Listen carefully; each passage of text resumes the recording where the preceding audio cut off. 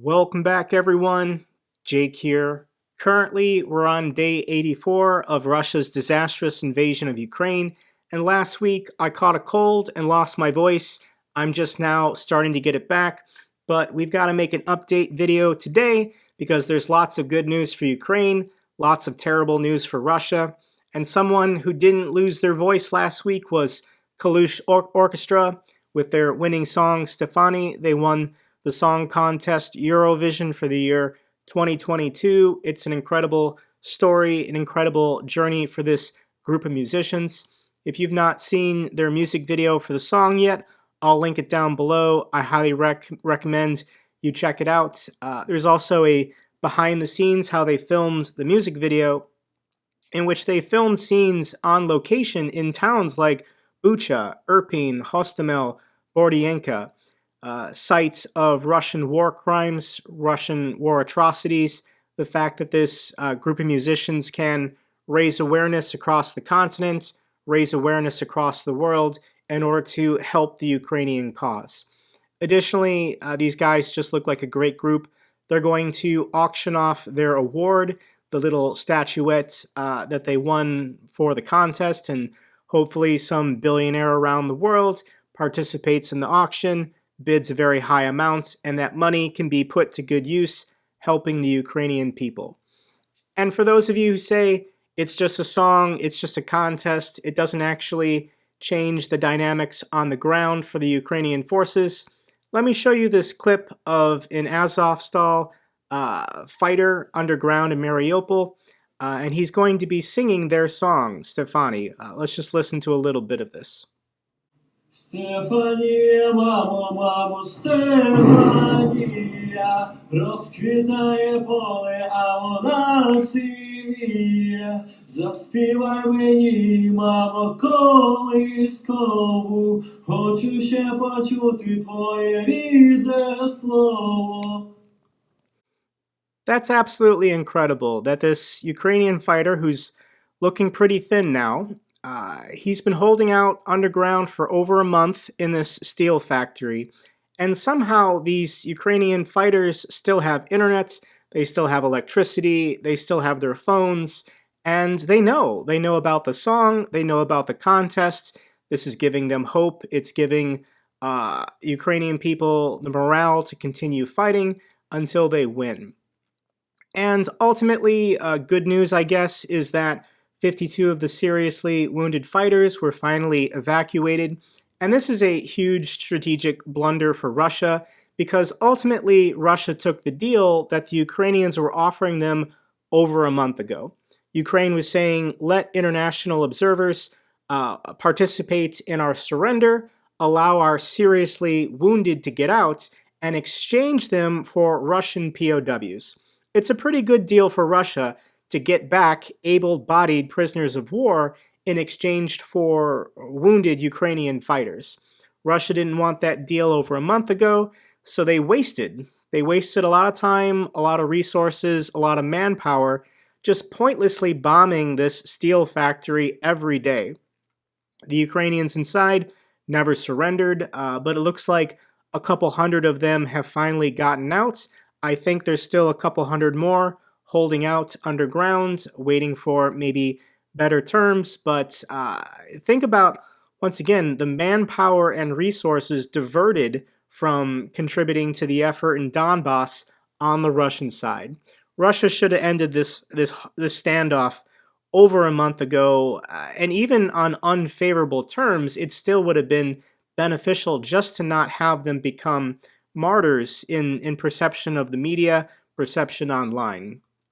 When we check in with approximate Russian losses, it's estimated that over 28,000 Russian soldiers have been killed so far. This doesn't count wounded in action, missing in action, or POWs. This is an extremely deadly conflict for both sides, but Russia is still losing several hundred soldiers a day. This article talks about the UK's Ministry of Defense publicly stating that by their estimates, Russia has already lost 1/3 of their invasion force. So 3 months ago, in February, Russia had about 200,000 soldiers amassed on the border. They rushed into the country, hoping they could take everything in 3 to 7 days. That didn't pan out, and now they're still losing several hundred soldiers a day. And this number starts to add up. If a third of their forces have been lost, either to killed in action, wounded in action, or taken prisoner, that's about 70,000 soldiers. So if 28,000 have been killed, potentially another 30 or 40,000 have been wounded or taken prisoner. How much longer can Russia sustain this rate of loss, rate of attrition, without mobilizing their general population, getting another 300 or 400,000 troops to Ukraine to help with the war? At this rate of loss, if you're not great at math, they will lose 100% of their fighting force within the next 6 months. And in general, Russian ground forces have just proven to be ineffective and quite useless. This is a Twitter channel I highly recommend called Ukraine Weapons Tracker. And here's a video that went viral of a Russian BMP that was crossing through a field that the Ukrainians had mined. So this BMP exploded, and then his buddy, about 50 yards behind him, who saw what happened, didn't pause, didn't turn around, just kept going through the minefield. Доброго вечора, ми з України.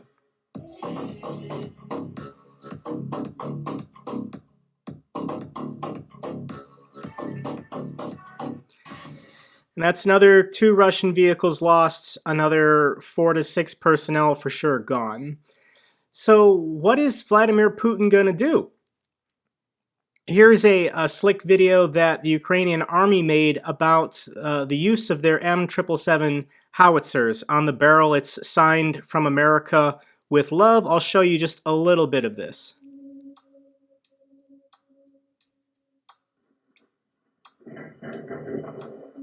I don't know if the music in this is copyrighted, but this is a pretty slick video put out by the Ukrainian army, showing off, once again, how jacked they are to have these howitzers, and how they're putting them to good use.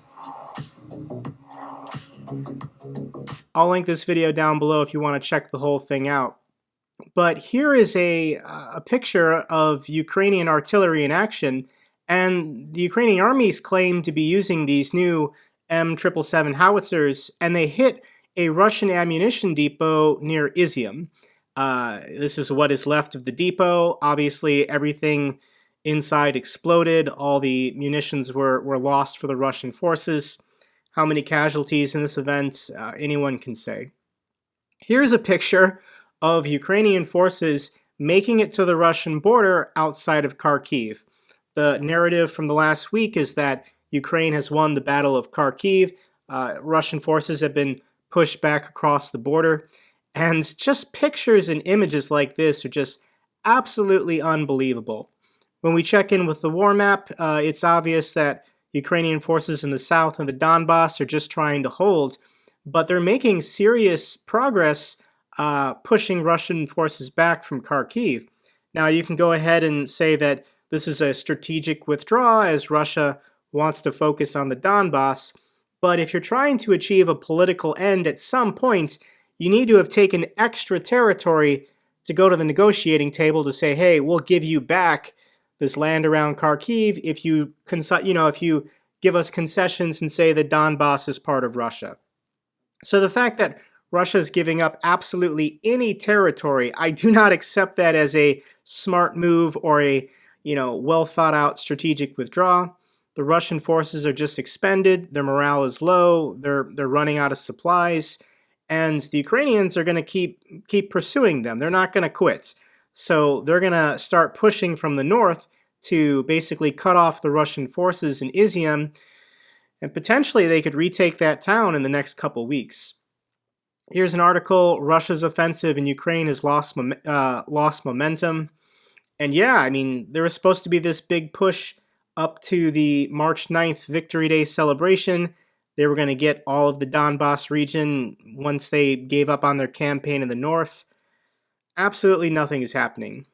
And I'm sure Vladimir Putin is very frustrated with the lack of progress from Russian ground forces. So here is a report from The Guardian Putin, the meddling colonel, Russian president, is making tactical decisions as Ukrainian forces drive his army back to the border, and top Kremlin propagandist says the offensive in eastern Ukraine has failed. So apparently Putin is now dictating troop movements that normally is handled by colonels of these BTGs. Western military sources said he could be managing as few as 700 Russian troops at any one given time. Hitler actually made this exact same mistake, but you, being the president, the top of the chain of commands, you should not be directing forces with units as little as 700.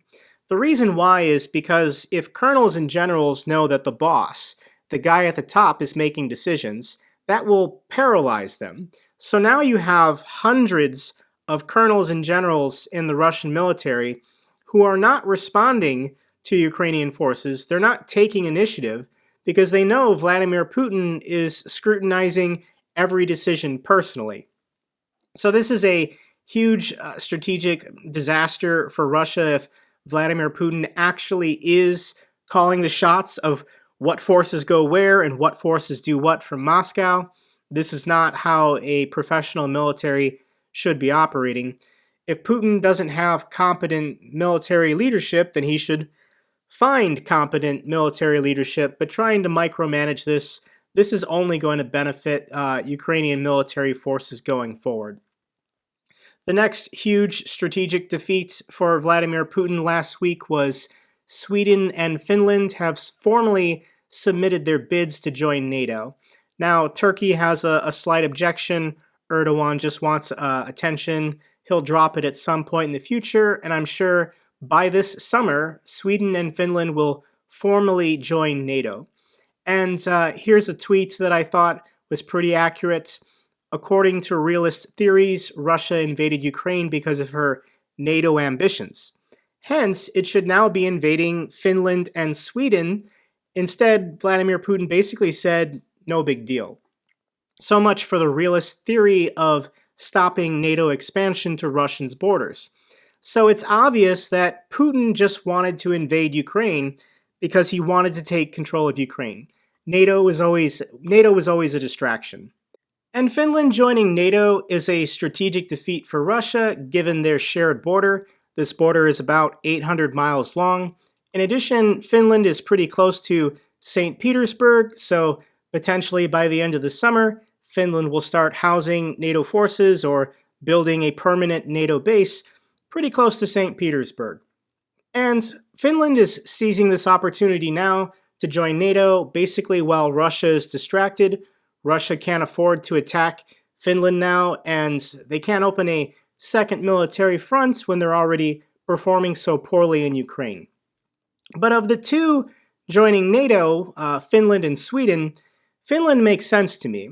But what I find interesting is why Sweden now is choosing to join NATO. And from a historical perspective, this is pretty fascinating. So if you're not familiar with European history, the Swedes used to be a very important military and colonial power on the European continent. So for about 1,000 years, think of the Vikings raiding towns, building settlements in Northern Europe. And there was something called the Great Northern War between 1700 and 1721, in which Sweden went to war with the Tsars of Russia. And Russia won this war. And at the conclusion of this war, in 1721, Sweden basically adopted a permanent position of neutrality when it came to European wars and European conflicts. And for over 300 years, Sweden has stuck by it. So when you look at the map for World War I, Sweden was neutral, it didn't participate. When you look at the map for World War II, sure enough, Sweden was neutral, it didn't participate.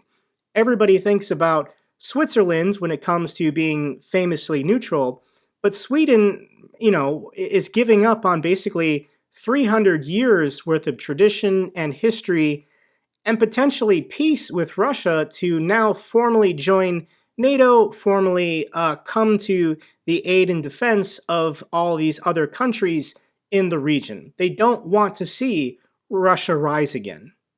Russia has also just done a perfect job of pissing everyone in Europe off.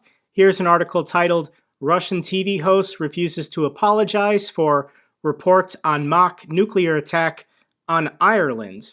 So here's the clip. This broadcasted on Russian propaganda TV, and they're talking about their advanced nuclear submarines that can deploy a nuclear warhead that can cause a tsunami and basically destroy the entire British Isles. So let's watch 10 seconds of this clip. Боеголовка на нем мощностью до 100 мегатонн. Взрыв этой термоядерной торпеды у берегов Британии поднимет гигантскую волну, цунами высотой до 500 метров. Такой водяной шквал является еще и носителем экстремальных доз радиации. Пройдя над Британией. So Russia is threatening to detonate a nuclear weapon off the northwest coast of the British Isles, causing a tsunami that could kill and destroy absolutely everything. The problem with this is Ireland is not part of NATO. It's one of the only European countries not part of NATO, and Russia on state TV is threatening to destroy it. This is how stupid Russia is, and I don't know, potentially Ireland, do you want to join NATO now? I mean, Finland and Sweden are getting in. This is a good time to do it. The next clip from Russian state TV I want to share with you guys is this retired colonel who basically is risking his life by appearing on the propaganda shows to speak the truth. And this is what this tweet says. Extraordinary exchange on Russia's state TV, Top Talk show about Ukraine. Military analyst and retired Colonel Mikhail Kordiankov tells the anchor, the situation for us will clearly get worse. We're in a total geopolitical isolation. The situation is not normal. Let's watch this clip together. Но для начала должен сказать, что не надо пить информационное успокоительное. А то иногда распространяется информация о том, о каком-то морально-психологическом надломе в вооруженных силах Украины, что якобы там чуть ли не близится настроение к какому-то перелому и так далее. Все это, мягко говоря, не соответствует. Защищать свою родину, в том понимании, как оно существует на Украине, оно там реально существует, сражаться они намерены до последнего. А все-таки самое главное недостаток нашего военно-политического положения в том, что мы в полном геополитическом одиночестве. И практически против нас, как бы нам это не хотелось признавать, весь мир. И вот из этой ситуации надо выходить. And this retired colonel tells it exactly how it is, that Russia needs to stop believing their own propaganda that Ukrainian morale is low or that Ukrainian forces are about to surrender en masse to Russian forces. The truth of the matter is that Ukraine now has close to a 1 million person military that's being equipped and trained by the West, and these people are ready to fight to the last person to defend their country from Russian aggression. And meanwhile, Russia has become geopolitically isolated from the rest of the world. The rest of the world universally hates Russia now almost, and he's basically saying Russia needs to find a way out of this. This was a terrible disaster so far, and something has to be done. I'm sure this man is a nationalist. I'm sure he's a patriot. I'm sure he thinks highly of the Russian forces and just wants to find a way for them to end this conflict with some kind of honor. Let's now end the video on a positive note. Maybe you remember this story, but this is the main government building in Freedom Square in Kharkiv. Kharkiv is no longer under direct threat from Russian military forces.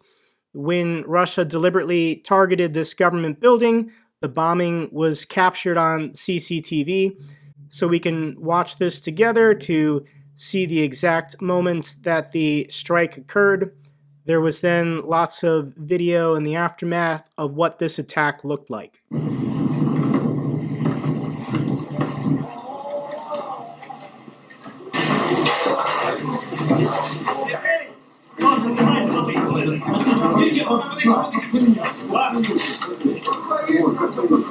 So Ukrainian firefighters are desperately looking for survivors in the attack. This was March 1st, 2 months ago. And this is the positive. This is Kharkiv now, Kharkiv today. This is Freedom Square.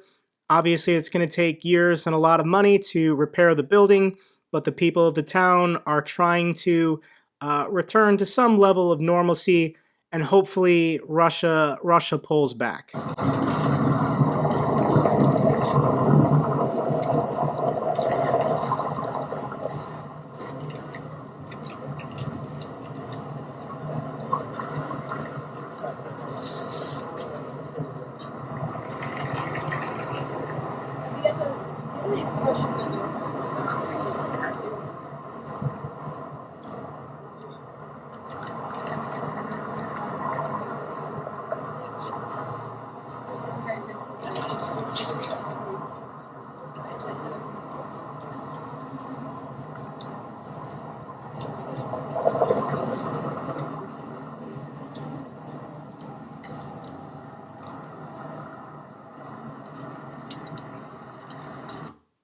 Little by little, day by day, it's good to see progress.